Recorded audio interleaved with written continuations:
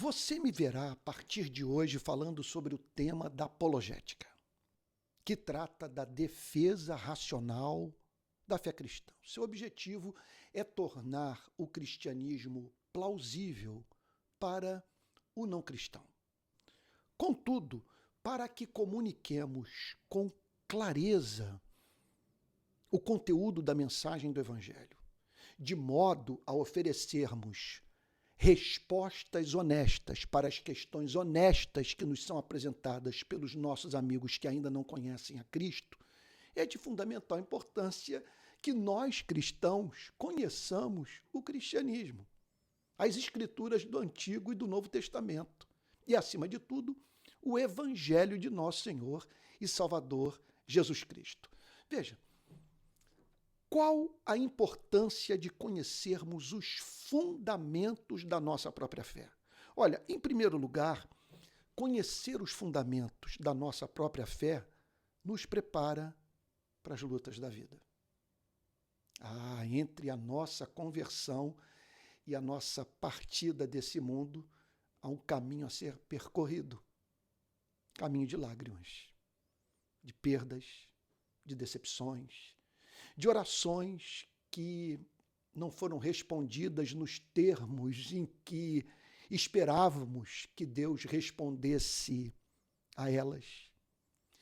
A vida, portanto, faz com que venham à nossa consciência questões seríssimas e que podem abalar os fundamentos das nossas crenças, caso não os conheçamos. Veja, caso não esteja claro para nós, veja, a razão de ser da fé cristã, ou os motivos pelos quais somos cristãos. Nós temos que estar habilitados a apresentar a nossa própria fé para nós mesmos, sabe? E a ponto de dizermos, olha, no contato com a mensagem de Cristo, eu fui levado a crer em tais e tais coisas. E os fundamentos dessas verdades que norteiam a minha vida intelectual e a minha vida moral são os seguintes. Isso é de essencial importância para que nós obtenhamos estabilidade na vida. Repito o que já disse em outras pregações, mencionado pelo pregador galês Martyn Lloyd-Jones, que declarou a seguinte coisa: olha, na minha experiência como pastor, os cristãos que eu vi envolvidos com mais problemas, os cristãos mais problemáticos, foram justamente aqueles aos quais faltava entendimento espiritual, falta de conhecimento teológico. O cristianismo simplesmente não funciona na vida daquele que não conhece a palavra de Deus e é incapaz de sacar da palavra de Deus as verdades nela contidas. Então, a minha intenção é me dedicar nos próximos dias ao trabalho de ajudá-lo a se familiarizar com os fundamentos das nossas convicções cristãs. Em segundo lugar, conhecer esses fundamentos prepara-nos para lidarmos com as questões que nos são apresentadas pelos céticos. Nesse diálogo, nós somos confrontados. Nem sempre as perguntas que nos são feitas são desonestas. Há questões que são desonestas, há questões que são honestas. Há aqueles que vivem a levantar objeções ao cristianismo porque, na verdade, querem se eximir de um compromisso com Deus. Contudo, há aqueles que lidam com questões intelectuais graves, que os perturbam, que servem de obstáculo para a sua aproximação do Evangelho. E essas questões nos são apresentadas. E muitas vezes de uma maneira especialmente no meio acadêmico, no meio universitário, ou por meio da leitura de algum clássico, de algum pensador, sabe? Quer dizer, essas questões muitas vezes nos contaminam. Sim, um vírus da dúvida ou da descrença, às vezes o vírus da dúvida é uma bênção. Porque, no meu caso, por exemplo, as dificuldades intelectuais que eu enfrentei no início da minha vida cristã, deixa eu explicar o ponto. Eu me converti na seguinte circunstância: desesperado para crer. Porque eu estava tão encantado com as respostas do cristianismo às minhas questões, eu me tornei tão assim, certo de que era o cristianismo, ou uma angústia existencial sem fim, que eu desejei ardentemente crer em Cristo e na sua mensagem. Contudo, as questões não paravam de emergir. Surgiam de todos os lados, com referência aos mais diferentes artigos de fé. Então, como eu queria crer, o que fiz? Orei desesperadamente. Eu clamava a Deus pedindo luz, sabe? Mergulhei nas Sagradas Escrituras e saí, portanto, em busca de literatura que fortalecesse a minha fé. Então, é interessante, é uma história fantástica essa, porque me comove muito quando eu penso nessa minha trajetória espiritual, no cuidado de Deus. E ao falar sobre mim, eu posso estar falando sobre você. Por isso que eu estou contando aqui esse testemunho. Essas dúvidas, eu diria o seguinte, vamos mistificar o negócio. Esse demônio, esse espírito maligno, que passou a sussurrar nos meus ouvidos, sabe, questões que me perturbavam, olha, cumpri um papel de valor essencial na minha vida intelectual, na minha relação com a teologia, com o cristianismo, porque, primeiro, eu saí em busca do pensamento exato. Eu me tornei mais rigoroso na minha reflexão. Assim, profundamente preocupado em ao fazer alguma afirmação, sabe, fundamentá-la. E não apenas isso. Essas questões, conforme acabei de mencionar, me botaram para orar e para ler. E despertaram em mim um amor profundo pela leitura. Agora, eu tenho que confessar uma coisa. Nessa busca, eu me familiarizei com os argumentos dos apologistas cristãos, e sobre isso nós vamos falar mais adiante, o argumento cosmológico, o argumento ontológico, o argumento cosmológico, o argumento ontológico, o argumento cosmológico, o argumento teleológico, o argumento moral. Então, quer dizer, eu me familiarizei com os caminhos tomados pelas mais diferentes vertentes assim, do cristianismo de defesa da fé. Essa peregrinação intelectual, manter contato, portanto, com esses fundamentos, me fez bem. Me fez ver o cristianismo como plausível, como razoável, como algo que não exigia de mim o ato de abdicar do uso do cérebro, mas nada foi mais importante do que a experiência viva com o Espírito de Cristo. E eu diria o seguinte, revelando a beleza da fé ao meu coração. De modo que eu descobri, nesse processo de solidificação da fé, que o argumento é um só. Que dificilmente as pessoas se convertem mediante um encadeamento de ideias.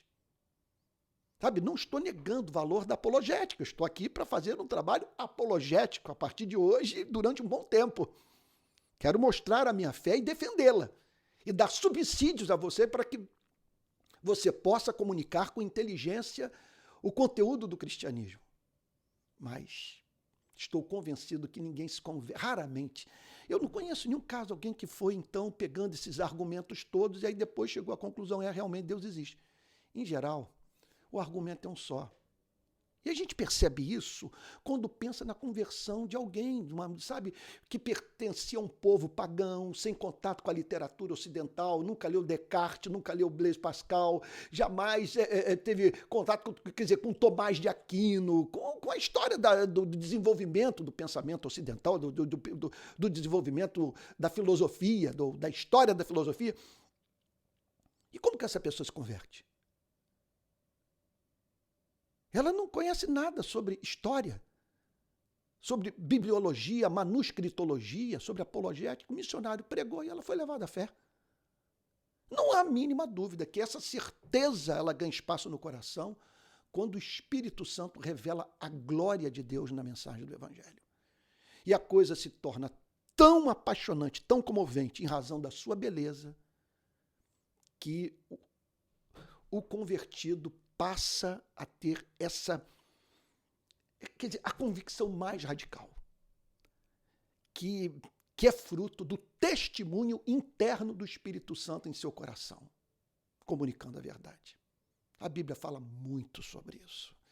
A Bíblia diz o seguinte: que o homem natural não entende as coisas do Espírito, que elas se discernem espiritualmente. A Bíblia diz que os seres humanos nascem inclinados para o mal. Quer dizer, eles não vêm a esse mundo predispostos a amar a Deus. Isso faz com que eles mantenham uma relação muito preconceituosa com o Criador. E, em razão da sua culpa, tomam caminhos diferentes. Ou de comprar o amor de Deus mediante a prática de bizarrices, por meio da inviabilização da felicidade humana, ou procuram domesticar a Deus, transformando, conforme disse C.S. Lewis, o Pai Celestial num avô celestial. Quer dizer, num Deus que está tão preocupado com a nossa felicidade que, então, chegou ao ponto de trivializar a sua santidade. Quer dizer, de não pedir de nós a disposição de vivermos a vida que ele vive, uma vida de amor. Então, nós precisamos conhecer os fundamentos da nossa própria fé, a fim de que, a fim de que desenvolvamos esses anticorpos, sabe, que nos protegem do discurso dos céticos. Repito, que nós desejamos tanto levar a Cristo, mas que podem contaminar a nossa fé, e você vê muita gente que tem suas convicções abaladas quando entra na universidade, por meio dessa interlocução. Sabe? E o problema, o problema todo não é conhecer demais. O problema é quando nós não conhecemos o suficiente e acabamos, portanto, nos perturbando com questões, que já foram tratadas com muita clareza, de modo sóbrio e racional, pelas gerações passadas de cristãos. Deixa eu ir agora para uma terceira resposta para essa pergunta: qual é o valor de conhecermos os fundamentos da nossa fé? Eu já falei que conhecer os fundamentos da nossa fé nos prepara para a vida. Também nos prepara para lidarmos com as questões que são apresentadas pelos céticos. Então, nos prepara para respondermos essas questões e para nos protegermos delas. Que o sujeito apresenta ali alguma pergunta para você que desmorona o seu cristianismo. E isso em razão do fato dele não estar alicerçado em bases fortes. Agora, em terceiro lugar, conhecer os fundamentos da nossa fé prepara-nos para lidarmos com as nossas dúvidas. E veja, não há cristão que não tenha dúvida. O problema, aliás, não está na dúvida. O problema está com a incredulidade, com uma recusa a crer, com uma disposição perversa que faz com que a gente saia em busca de argumentos para a descrença. Agora, a dúvida é da vida. Perguntas emergem. E muitas vezes Deus permite que passemos por essa tormenta mental ou por esses tormentos intelectuais, para que a gente ore, para que a gente aprofunde a nossa fé, para que saiamos em busca de informação que vai tornar o cristianismo o cristianismo mais encantador para nós e que também nos preparará para comunicarmos o cristianismo para aqueles que não conhecem. Então, conhecer os fundamentos da nossa fé prepara-nos para lidarmos com as nossas próprias dúvidas. Seria trágico você, portanto, em razão de um fermento intelectual qualquer, perder o fervor, o amor, o encanto pelo Evangelho de Jesus. E, por fim, conhecer os fundamentos da nossa fé prepara-nos para apresentarmos a nossa própria fé. A Bíblia diz que nós devemos estar prontos, é o que declara o apóstolo Pedro, se não me falha a memória, a primeira epístola de Pedro, capítulo 3, versículo 16. Foi Pedro que falou isso, que nós devemos estar prontos para darmos a todos que nos procuram as razões da nossa esperança. Por que temos esperança? Por que não desejamos a morte? Por que não passa pela cabeça do cristão reproduzir a famosa declaração do filósofo pré-socrático grego Teógenes, que afirmou, olha, esse mundo é tão ruim, nós estamos sujeitos a tanto sofrimento e tragédia, que a melhor coisa é não ter nascido. Em segundo lugar, a segunda que poderíamos considerar a melhor opção é morrer cedo. O cristão quer viver. Ele, ao mesmo tempo que diz estar com Cristo é incomparavelmente melhor, ele vê sentido na sua vida, no mundo em que muitos, em razão dos seus conflitos pessoais, são levados a dizer, para viver os sofrimentos que eu tenho enfrentado na minha vida, as perdas, os lutos, as decepções, olha, melhor seria eu não ter nascido. Aí a pessoa encontra um cristão a ponto de declarar, este é o dia que o Senhor fez. Alegremo-nos e regozijemo-nos nele. E essa pessoa tem o direito de perguntar para o cristão, por favor, diga para mim, como você pode ter esperança num mundo de injustiça, de guerra, sabe? No qual os seres humanos estão expostos a um sem número de enfermidades, em processo inexorável de envelhecimento, caminhando para a morte, vivendo uma vida dura, curta, incerta. Qual a razão da sua esperança? Esse é um dos motivos pelos quais nós devemos estudar apologética, conhecermos os fundamentos da nossa fé e estarmos habilitados a comunicá-los para nós mesmos, a nos expormos ao conteúdo do cristianismo e o passarmos adiante com sensibilidade, com o coração quebrantado, sem arrogância, conhecendo as objeções que os nossos amigos não cristãos fazem à nossa fé melhor do que eles mesmos as conhecem. E a ponto de contato, comunicarmos com amor essa mensagem que de fato liberta o ser humano. Olha, eu tenho um pedido a lhe apresentar. É constrangedor, eu tenho muita dificuldade de tratar desse tema. Mas eu estou aqui para solicitar o seu apoio financeiro ao meu trabalho. Você tem afinidade intelectual comigo. Nós pensamos de modo parecido. E você sabe que a opção que nós fizemos não foi fácil. Nós não somos maioria no país. E esse meu ministério de ensino, ele não é bancado por nenhuma grande instituição. Sabe? Eu dependo da ajuda de pessoas que têm essa afinidade intelectual cristã comigo. Então eu peço que você colabore, ajudando-me, portanto, a bancar esse programa. Sabe? Quer dizer, o meu trabalho nas redes sociais e ampliá-lo, espalhá-lo e fazer com que ele cresça em excelência. Você pode me ajudar de 3 formas. A primeira delas é se tornando membro do meu canal de YouTube. A segunda é enviando sua contribuição para esse Pix, palavraplena@gmail.com.